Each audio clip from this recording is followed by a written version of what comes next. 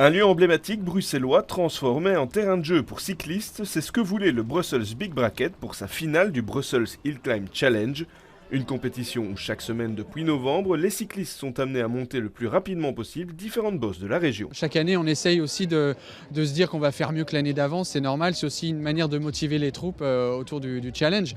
Et pour le club, c'est aussi important de montrer qu'on est capable d'organiser une telle course en lien avec tout le monde. Donc c'est aussi pour nous montrer un peu une légitimité d'être le plus gros club de cyclistes de Bruxelles et d'arriver à faire ça. Et si le parcours de cette année est moins pentu que l'an dernier, il n'en est pas pour autant plus simple, avec notamment un virage qui se montre décisif dans cette course contre la montre. Alors elle est moins sèche, mais elle est plus technique. Et elle est clairement en deux parties. Et la partie la plus technique, c'est un virage assez sec.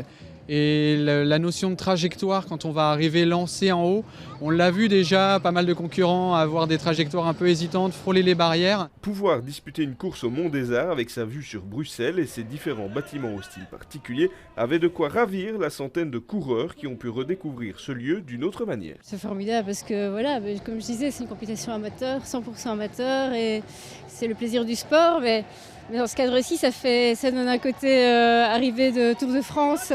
Mais c'est surtout très agréable de pouvoir tester en toute sécurité des segments comme ça dans la ville, des segments et des montées qui sont effectivement emblématiques. C'est une montée que je prends souvent quotidiennement avec mon vélo, je dirais, classique, et ici pouvoir le faire en vélo de course dans un esprit de compétition, mais bon enfant. Pour Arnaud comme pour les autres, l'effort est intense. Longue de 300 mètres avec une pente moyenne de 5%, la côte est redoutable et n'est pas à prendre à la légère. C'est très court là, on est sur 250 mètres, 260 mètres.